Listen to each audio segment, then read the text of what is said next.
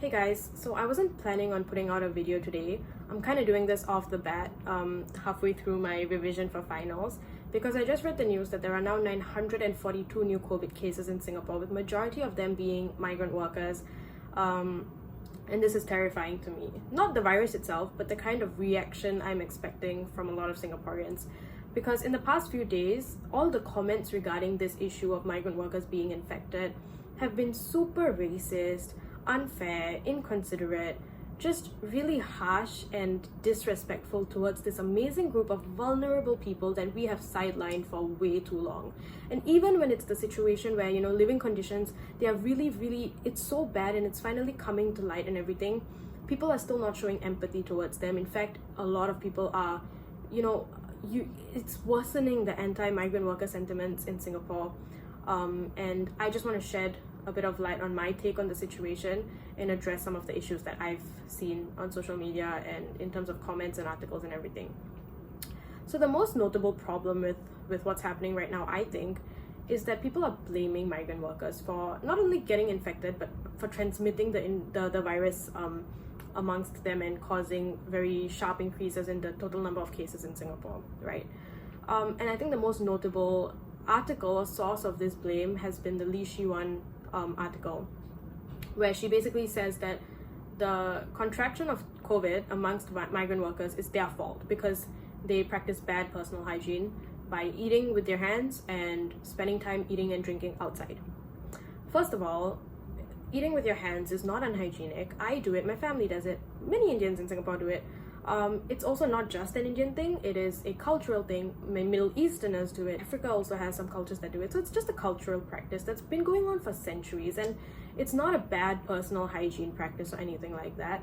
And I think it's ridiculous to blame them for transmitting the coronavirus to each other very quickly, because it's two things, right? First of all, how did they get infected, right? You want to blame them for being victims of the coronavirus. Doesn't make sense, because they didn't come up with this virus. Where did they get this virus from? One of them must have been infected, right? How did that person get infected?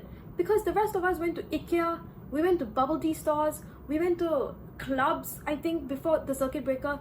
All of this contributed to the spread of coronavirus in Singapore, right? And then I saw so many memes and stuff holding people accountable. You never wear masks, you cough in people's face, you go to work when you're sick, that kind of thing. So we are all to blame for the spread. And then once the spread hit the migrant workers, suddenly no one wants to take accountability. It's all their fault. Why? Why is that the case? It doesn't make any sense, because one of us gave it to them, right? And then beyond that, of course it's going to spread really rapidly across all of them, because the kinds of conditions they live in this size rooms, 20 of them. How can they not spread it to each other? Everything they do is communal. They live together, they cook together. Their bunk beds are so close together, there's not enough space for social distancing. We have the privilege of social distancing in our homes. They don't, because their homes are their rooms with 19 other people trying to self-isolate as well. So as long as one person is infected, and honestly, given that Singaporeans have been out and about before circuit breaker, given that the spread has already been quite high and fast, it's not strange or like unthinkable that one of them got infected. They are a big part of our society as well. It makes as much sense of us transmitting it between Singaporeans as it does for us to transmit it towards them. They are also part of our community. So I don't understand why people are blaming them for getting the virus and also for spreading it, because if we took proper care of them and gave them enough space to really self-isolate from the beginning, then the transmission would have been minimized from the start, but we didn't. How can you expect them not to spread it? I just don't understand. I'm really embarrassed that it took this virus for us to really pay very close attention to the kinds of harsh living conditions they are in, because I've been to the dorms before. I've seen it firsthand. It's really suboptimal. There's poor ventilation, there's really no space, and yet they are smiling, they are so welcoming to people, they're such kind individuals. Like if anything, we should be feeling guilty and we should be feeling really shitty about how we've treated them so far. Like, it's taken so much for them to get our attention, and then now they are suffering because of our frivolous actions. But we are the ones who spread it to them, and now we are blaming them and we are shaming them, and you are looking down on them from the high-rise buildings that they built for you. Come on, guys.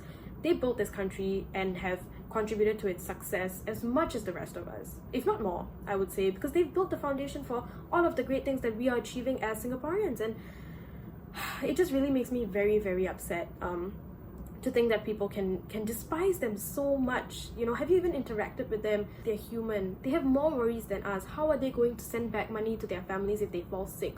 You know, they're not asking for this. None of them want this. They are worried as well, and so are we. And I just think that this situation could be handled so much better by all of us if we just show kindness and we show some understanding towards the situation, and we take accountability and we enforce the same measures across all of us, and we react fairly across all of us, no matter where we are from and our ethnicity, whatever, our occupation.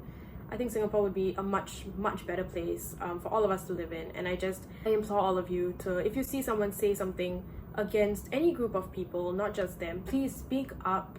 And I'm also going to be donating my payout to not only migrant workers, but also women in need, children in need, anyone basically in need, because I don't need the money. And I hope you do the same. I hope you have some money to spare for these organizations that are trying to help them. And I hope that in these trying times, we can all just be more empathetic towards each other and do better, because I know we can get through this. And if you want to hashtag SG United, we should be true to what we're saying, and we should all practice it. So yeah, that's my little bit. It's 7 minutes, which is quite long, so yeah.